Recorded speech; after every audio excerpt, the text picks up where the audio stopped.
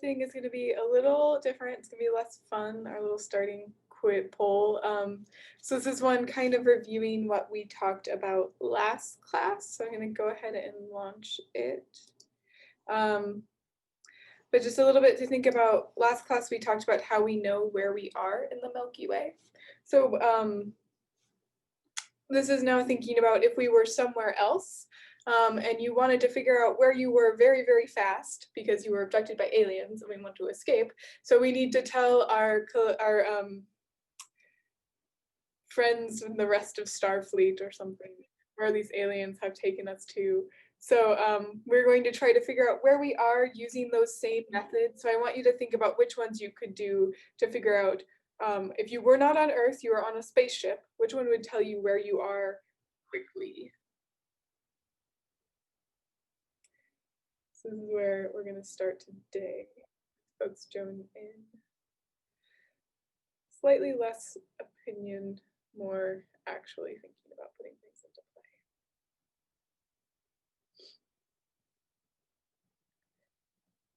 So we can think one of these options is actually impossible if we are not on Earth. So that's one thing we can rule one out because it's not possible. And the other ones we can think about which would take a long time and which would be fairly fast.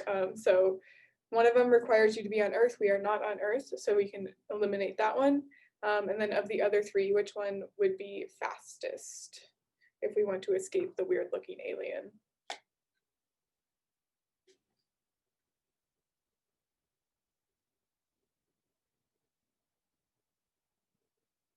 Another little, I think I gave this one to I'm teaching galactic astronomy for majors as well, and I had them do this as well. And I told them that the reason why I'm kind of alien obsessed right now is because my quarantine binge show has been X-Files. So I've been kind of going through all the old X-Files episodes and watching Mulder and Scully try to find aliens back. Good 90s, silly 90s sci-fi television.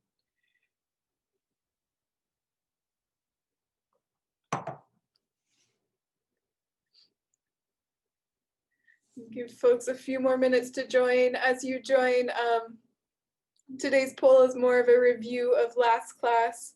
So just again, last class we talked about different ways where we can figure out where we are in the Milky Way by looking at the distribution of globular clusters or stars, but stars where we know their distances, and also looking at dust. So I want you to try to tell me which method might be the best if we were abducted by aliens and we needed to tell someone where we were in the galaxy, which would give us a quick measurement of where we are in the galaxy. And I said one of these is not possible, so we can rule out if we are not on Earth. So it's not going to be that one, but the other ones we can think speed. Which one would be best?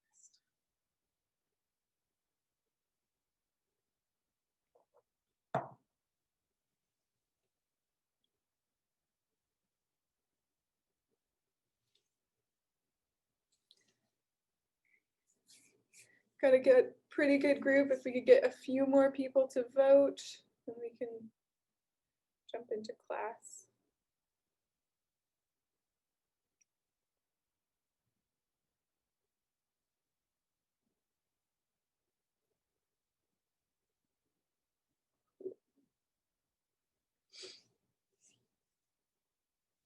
I'm gonna go ahead and stop it there so we can get started. So this is what we were thinking. We kind of had a distribution where people were thinking would work. Actually, the one that got the most votes, the parallax measurement, is the one that we cannot do. So to do parallax shifting, we need to be moving around the sun. So you need motion as we move around the sun, as we orbit the sun, to see those parallax shifts. If you were on a spaceship, we're not going around the sun. Who knows what we're doing? We're on an alien spaceship. So parallax measurements are the ones that we cannot do. We don't know our baseline. We don't know if we're orbiting at all. So looking for those shifts isn't going to be possible when we're on this spaceship. So that one's not going to work. Even if we were around Earth, it would take a year for it to work. So, or half a year. So it wouldn't be a great answer for this question, even if we could use it, which we can't.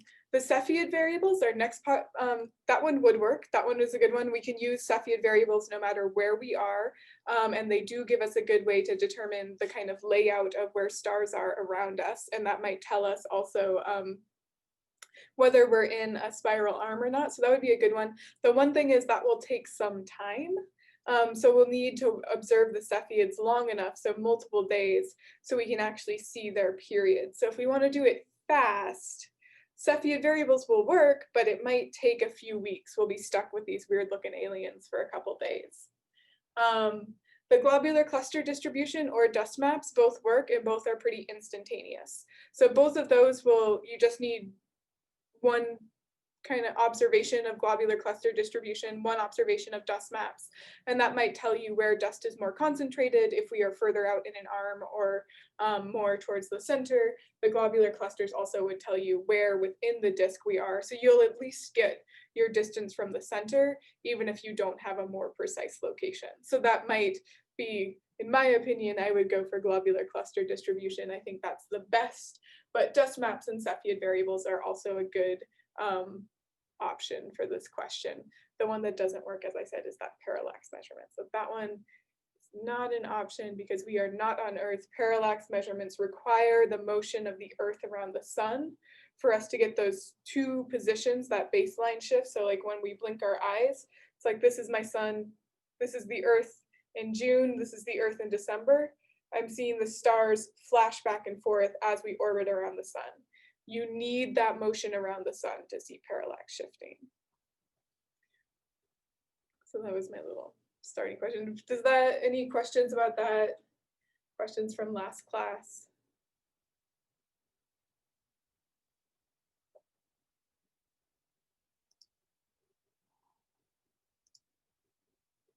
The big thing to remember, though, is that we did have these 4 ways of figuring out where we are in the Milky Way that you guys used in your activity to try to figure out where we are in the disk. I got a few images of where we are. I know most people didn't quite get there, but a few people did, where they saw that there's a flat Milky Way that we can tell based on what the stars look like and what the dust looks like, and that we are not in the center. We are kind of more further out, and we can tell that based on where the globular clusters are. We can then get a little bit more precise with our star maps by using parallax shifting and Cepheid variables to precisely figure out how stars are moving around us and where there might be more or fewer stars in our disk. Before I jump into our material for today, I wanted to talk just very briefly about kind of the rest of the semester and what things look like, because we are kind of rapidly approaching the end, surprisingly. So we are right here in our last week of Thursday. We have kind of 2 more days where we will talk about galaxies and the history of the universe, and then we'll start shifting into the 3 topics that you all chose. So NASA missions, current NASA missions, dark matter, and aliens. And then we'll have our test. So this is the same kind of 7 days of class and then a test. It'll be the same kind of format as the one that you guys are wrapping up today, so no need to worry about this yet, but it'll become available. We'll have 1 day without class where you're taking tests and I'm answering questions. And then we'll get into kind of our final project, which is a poster presentation. Everyone will have to present in some form. Not everyone will be able to present in class. There's too many of us.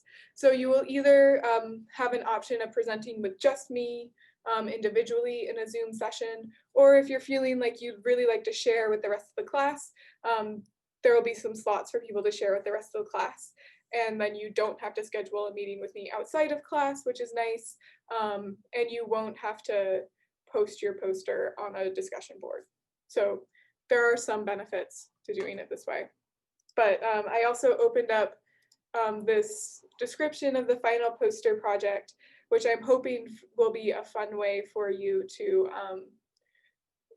use what you've learned to investigate something that was interesting to you. So this PDF too has more details. This shouldn't be a big stressful thing. I want it to be something kind of fun.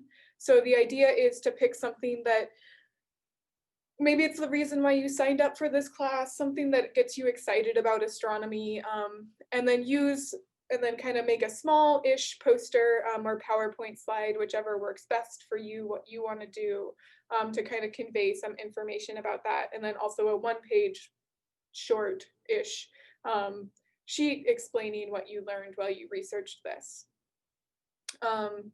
The big thing is I want this, again, to be something that's exciting to you. So like the examples I gave were like, maybe you're like me and you are a big fan of all the recent Marvel movies and you want to do a poster on how feasible the space travel in Thor Ragnarok is, because they do travel in space and they go through a wormhole.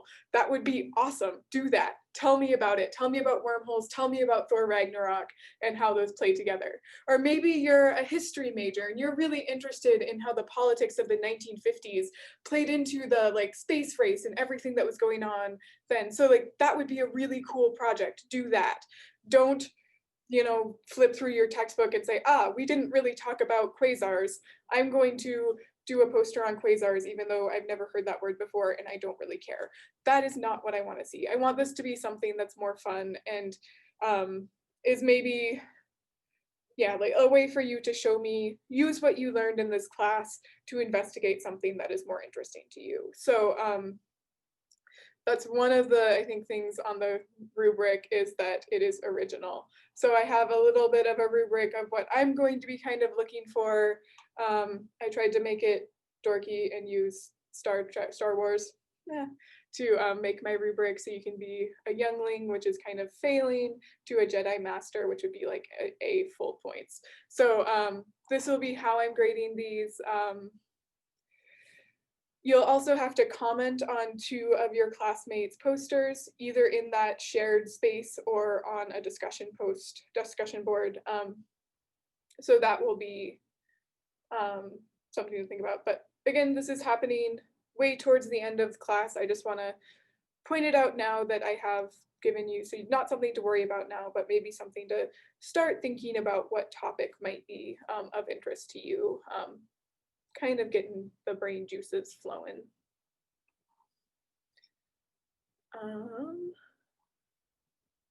Any questions about any of that?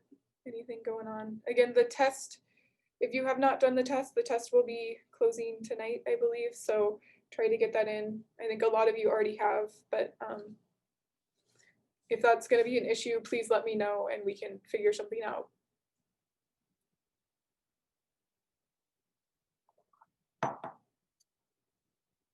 Not seeing anything in the chat, not hearing any screams of fear. So I'm gonna continue to move forward and keep talking about galaxies. But do please, as you have questions, if you have issues, let me know. I wanna help. Okay. So like I said, so jumping back into Milky Way and thinking about galaxies, last class we thought about where we were in the disk of the galaxy of the Milky Way. Now we're going to start thinking about a few other things that we can measure about our Milky Way before we start to also talk about other galaxies and what we see in them. So the first thing that we can think about is how we measure the spiral structure and how that spiral structure initially got there. So if you have a disk with clumps, and you spin it around, you kind of expect spiral structure to happen eventually because stuff in the center is going to be rotating more quickly. Stuff at the edges is going to be rotating more slowly. This is the same thing we saw kind of when we looked at orbital motion of the planets in our solar system. Mercury, the closest planet to the sun, orbits faster. Neptune, really far away, orbits slower.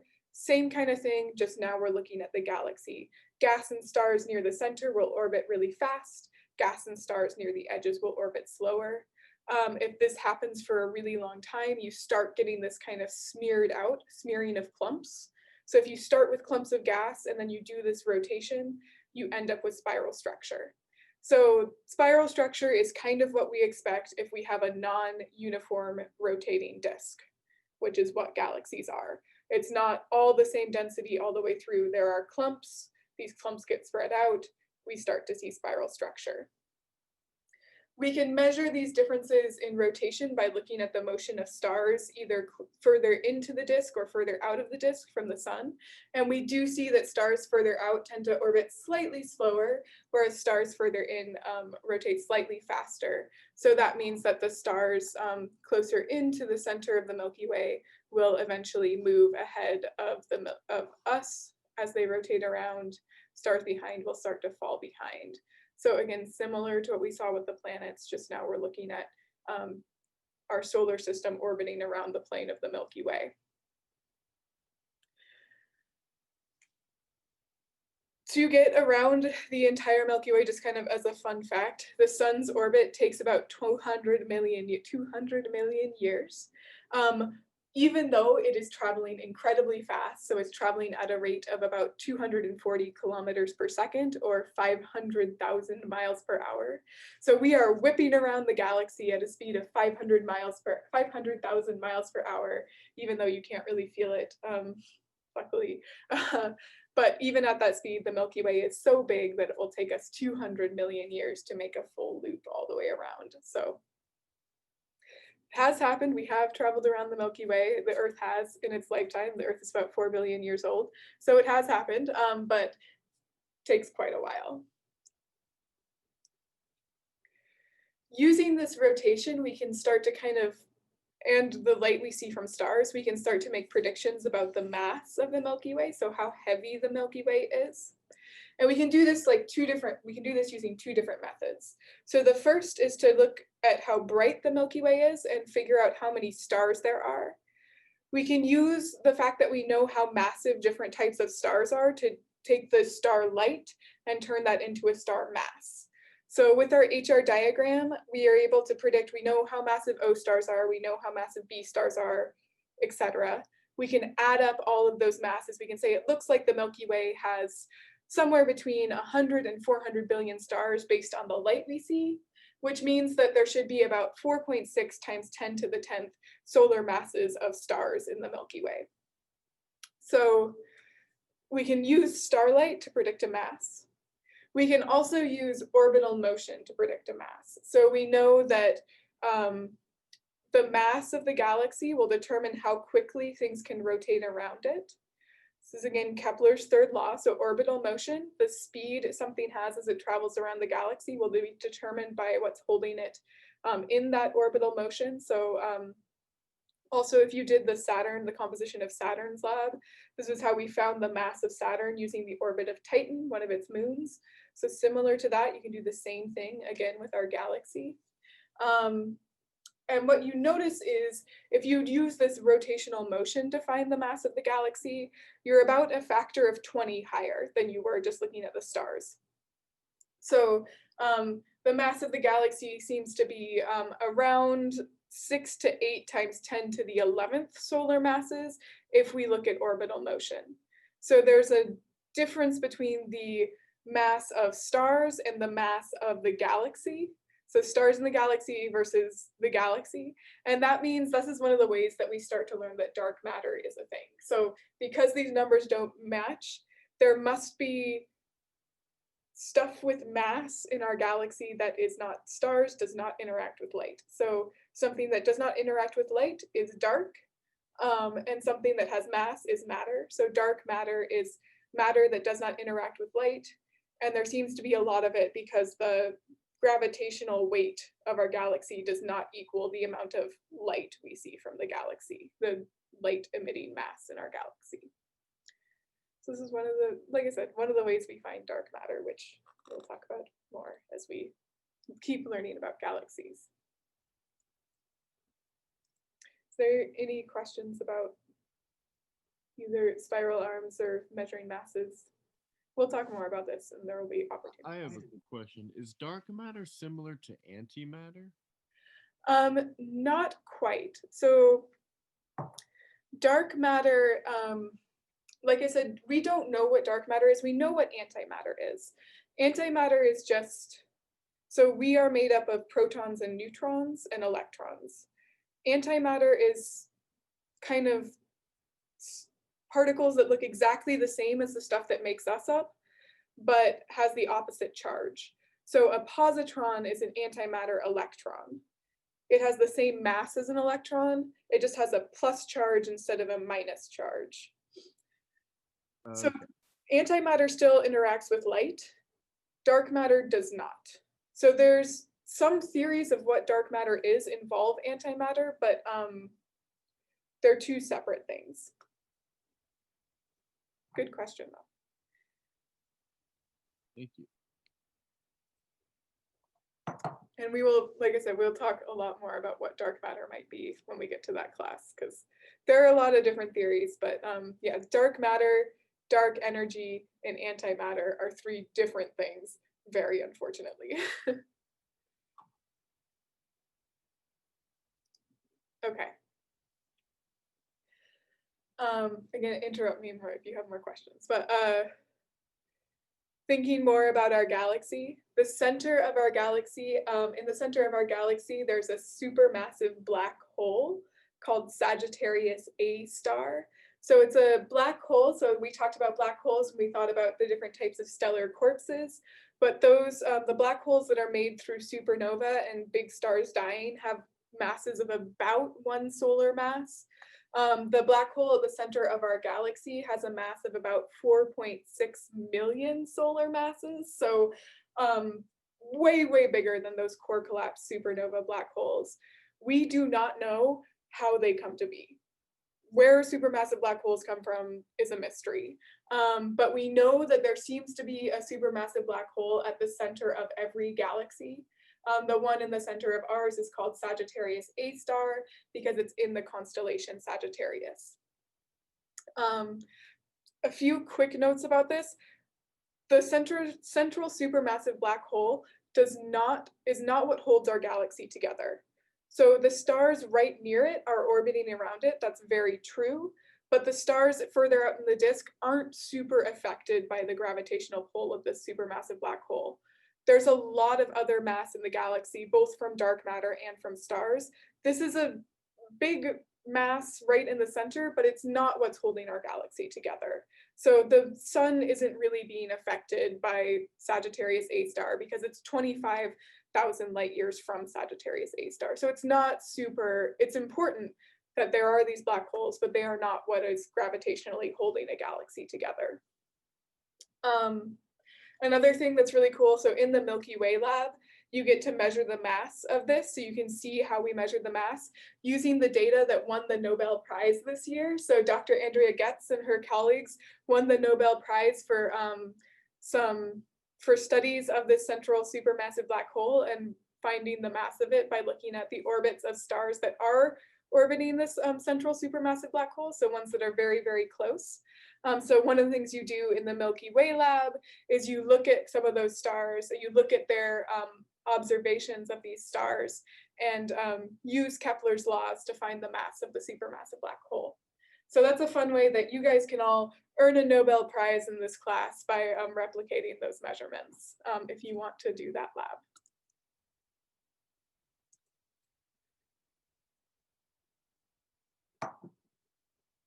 Any supermassive black hole questions quickly?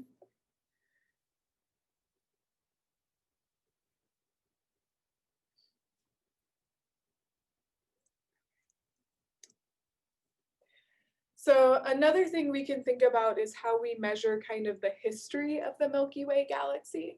So we can only see the Milky Way as it is now, but we can do something called galactic archaeology to try to piece together what the Milky Way looked like over time. And one of the ways we do that is by looking at the different populations of stars. So there's population 1, 2, and then there's also population 3 stars, but we haven't really observed those yet. So we're going to focus on populations 1 and 2. Population 1 stars are younger, and we know they are younger because they have more metals in them. So they have more heavy elements. If we look at the spectra of these stars, we see absorption lines for iron and nickel and other heavy elements that tell us they must have been around, they must have formed pretty recently, because to get those heavy elements, we needed a generation of stars to live and die and enrich the gas. So what, like you guys found when we did that We Are Made of Star Stuff activity, we need big stars to explode to get heavy elements. So in order for young stars to form and have these heavy elements in their atmospheres, they had to have formed fairly recently in universal history. So we can look for iron lines, we can look for how many metals are in the spectrum of a star to predict how young they are. So population 1 stars have more metals and are therefore younger. Population 2 stars would be stars that we look at where we don't see as many of these. We don't see very deep iron lines. So this would be kind of a population 2 star. Maybe there still are some metal lines, but they're not quite as prominent. So they formed after some stars had already died, but not many. So the gas in the galaxies hadn't been enriched by a cycle of star formation. So these population 2 stars are older, they have fewer metals, and they tend to be more in the thick disk of the galaxy. So our galaxy has a thin disk and a thick disk. The thin disk is going to be all young stars. The thicker disk is going to be kind of a mix, but mostly older stars. And the way I can think of it is like if you think of our galaxy as like a pancake, and we're going to have a chocolate chip pancake. And we're also we really like chocolate chips, so we're gonna sprinkle them on top of our pancake too. The chocolate chips in the pancake will be the population 1 stars. The chocolate chips kind of sprinkled on top of the pancake would be the population 2 stars. The population 3 stars, the last one down here, this is a population 3 star, would be a star with no metals. This would be the first stars that are forming after the Big Bang, but we have not really observed any of these yet. We think they must be there somewhere. There has to be some stars that formed early that are still left because those K and M dwarfs should live longer than the age of the universe. So there should be some of these stars left, but we haven't really found many yet. They're going to be dwarf stars, so they're going to be smaller, fainter stars, so they're just harder to observe for that reason. And they're probably also going to be further out in the disk.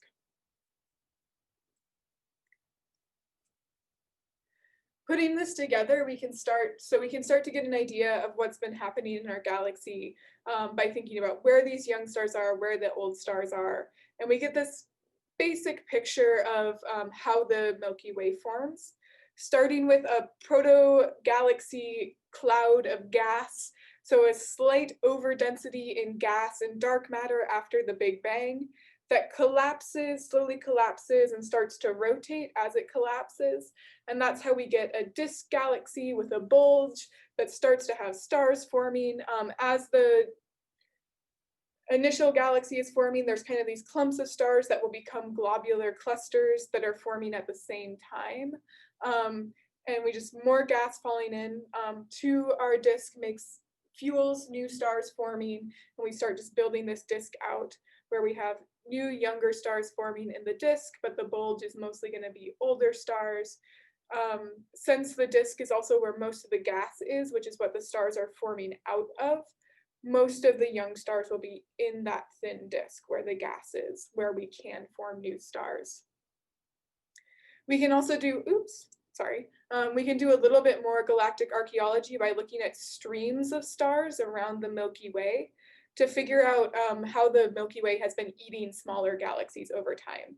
So this guy here, I think, is supposed to be the Sagittarius stream, which there was a galaxy called the Sagittarius dwarf galaxy, which the Milky Way nommed quite a while ago. So it's eaten this small galaxy. It is actually called galactic cannibalism when this happens. So we can think of this as the Milky Way eating smaller galaxies.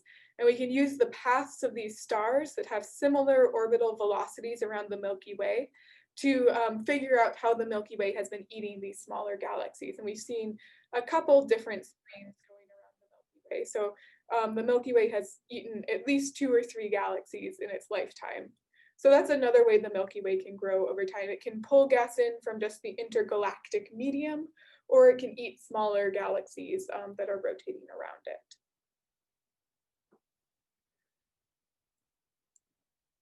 We can also make some predictions about what's going to happen in the future for our galaxy, and we can do that by looking at the motions of other galaxies around us. The main thing that we've noticed is that in about 5 billion years, the Milky Way will collide with our nearest neighbor galaxy, the Andromeda galaxy, to form one big giant merged galaxy between the Milky Way and Andromeda. So my advisor told me that he has this funny story. He was doing an outreach event where he was talking about this, and he said that he went to a conference where the astronomers were talking about this, and they said that this new galaxy, we're going to call it Milkdromeda.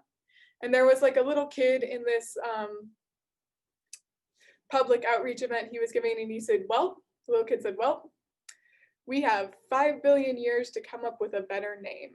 So if you can think of a better name for our combined galaxy than Milkdromeda, you should let astronomers know. We have about 5 billion years to figure this out, because yeah, astronomers are really, really, really bad at naming things. So we probably will need someone who's not an astronomer to figure it out. If I haven't complained about that yet, we are the worst. It's horrible. Okay. But we can get kind of a picture of what we think this might look like by looking at both the Andromeda galaxy. So this is an image of Andromeda. You can see because it's our nearest neighbor, we can get pretty good images of Andromeda. It's close enough that we can observe it and actually see some detail, see individual stars. And we think that when we collide, this is kind of a simulation of what that might look like. So this is now-ish. We can see Andromeda in the night sky. Sometimes it's in the Andromeda constellation. Cassiopeia kind of points to it. I'll show that later. You can sort of see it with the naked eye, but it's just going to look like a star. If you use binoculars, it might instead look like a smudge. If you have a good enough telescope, it will look like a bigger smudge until you get to things like Hubble, where you can start actually seeing this kind of structure. But of course, Hubble is a space telescope, so we can't look through it. But we think over time we know it's moving towards us. We can measure that it's moving towards us, and so it'll get bigger on our sky as it gets closer to us until we finally pass through each other here. And so this is kind of the craziness that happens as the Milky Way and Andromeda slam into each other and slide past each other, and then kind of gravitationally finally collapse into one bigger galaxy. When they initially merge through, we'll get this big burst of star formation because the gas in Andromeda and the gas in the Milky Way will slam together. And that will cause the conditions to be just perfect. We're taking all the fuel to form stars from one galaxy and the fuel to form stars in another, and we're smushing them together. So you get a lot of new stars forming right away as they collide.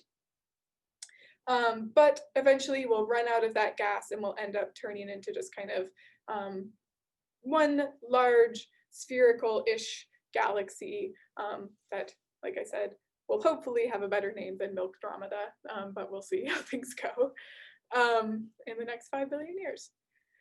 A few things to point out. This is not something to be afraid of. So if you're looking for more reasons to be afraid of death in the cosmos, this is not going to kill us. We will be fine. When galaxies collide, it is very, very, very unlikely that stars collide because stars are really, really spread apart in galaxies. So the closest star to us besides the sun is about 4.3 light years away. So if we think of that, like that's compared to the size of a star, 4.3 light years is really, really, really big. So the stars are pretty spaced out. It's pretty unlikely that any stars will actually collide in this process. The only potentially bad thing that could happen is that when this burst of star formation happens, there will be a lot more O and B stars in our galaxy very briefly. So that means there will be more radiation, more UV radiation coming out of our combined galaxy. So like there could potentially be increased rates of cancer. Maybe, but at the same time that this happens, so 5 billion years from now, the sun is also expanding and eating Earth. So we will have bigger problems. If humans are still around in 5 billion years, the fact that Andromeda and the Milky Way are colliding is not the biggest problem. So not something to be afraid of. Okay, any questions on any of that before we move on to thinking about other galaxies?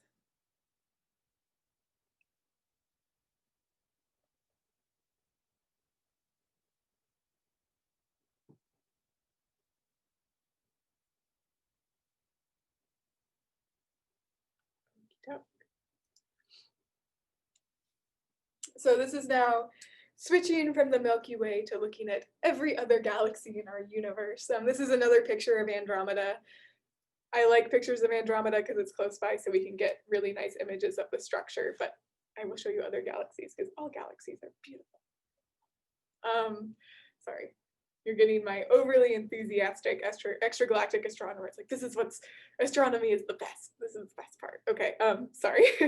But this is, again, looking at Andromeda, but we can see, thinking about what we can learn as we look at other galaxies.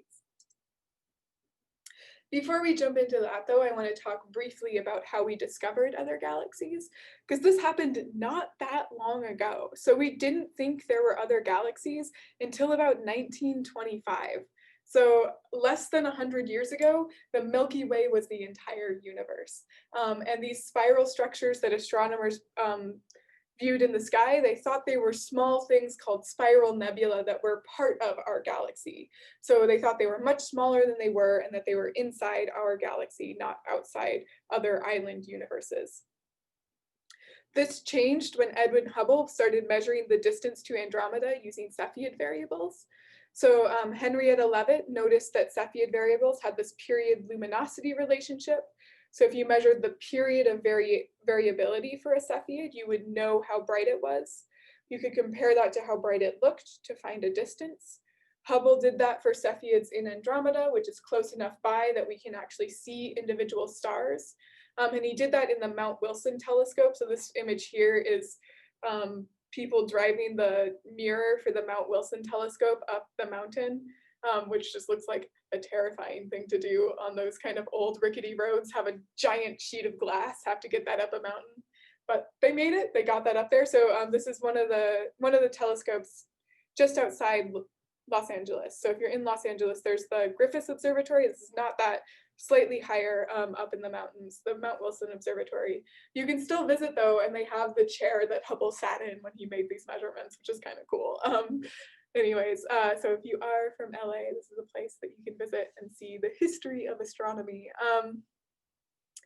But what Hubble found when he made these measurements was that the Andromeda galaxy was much, much further away than we had previously thought. So it's about 2.5 million light years away.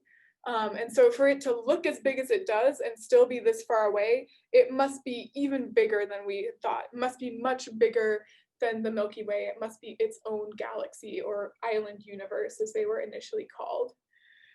So like I said, that was 1925. So again, less than 100 years ago, there were not other galaxies. It was just the Milky Way. And I love thinking, this is kind of another just like weird thing to think about, but like how we've slowly kind of moved ourselves out of the center of the universe over time. So initially there was the geocentric model. Earth was the center of the solar system, which was the center of everything. And then Copernicus comes around and we start saying, okay, no, the sun is the center. Copernicus and Galileo, we are not the center, the sun is the center. We have the heliocentric model. Earth is orbiting the sun, but the sun is the center of our galaxy. The sun is still the center of everything. And then we get Shapley coming along and measuring the position of globular clusters and realizing, we're probably not the center of our galaxy. We seem to be about 25,000 light years from the center of our galaxy. So now we're no longer the center of our galaxy, but maybe the galaxy still is everything. So we're still kind of in the main part of everything. And then Hubble says, again, nope, there are other galaxies. So we're just kind of getting further and further from the center of everything, and like how science has kind of changed the way that maybe we view ourselves, and maybe not, but fun thing to think about. Radiolab has an episode about this that I might have written in complaining to them about, because I said, no, science doesn't just remove us from the center, it also builds us up. And so like the way that you guys saw that we need stars for us to exist, I think that like that's a really cool way that we can like use astronomy to make ourselves feel special, not just use astronomy to make ourselves feel less important. So yeah, they did not respond, but that's okay. Anyways, this is just how we learn that there are other galaxies, that we are not everything in the universe. once we know that, we can start thinking about just the scale of the universe. So like we had our scale model of a solar system where if you did this, I think in the lab, I said for the Earth sun distance to be 10 meters. A lot of people didn't use that, which is fine, because that's hard to do if you don't have measuring tapes. But on that scale, we can't really fit other galaxies into it because that scale is too big. So we're going to make a slightly different scale now, where we have, we're going to model the Milky Way as a 10-inch pizza. So this is kind of our Milky Way size on our model, and it's going to have this actual size. It's actually 100,000 light years across. And we can think about on that scale, where would Andromeda be? So we have our scale model formula where we have 10 inches, our scale, divided by 100,000 light years.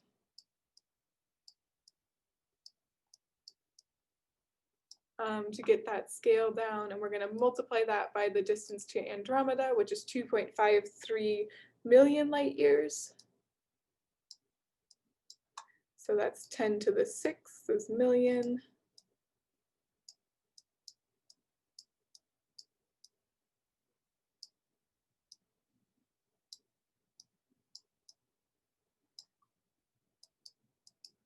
So in this scale, if we had the Milky Way be a pizza, Andromeda would be about 253 inches away from the Milky Way, or about 20 feet.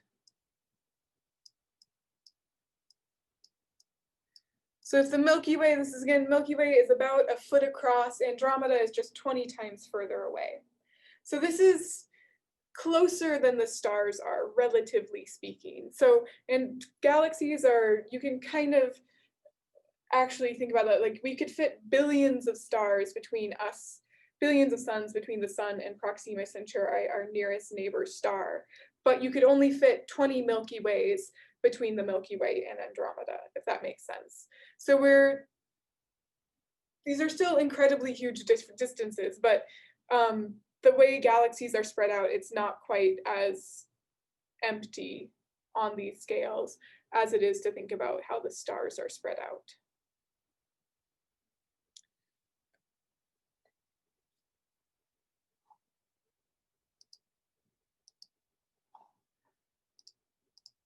So with that, we are now going to, before we get into thinking about how astronomers measure galaxies, I want you all to measure some galaxies.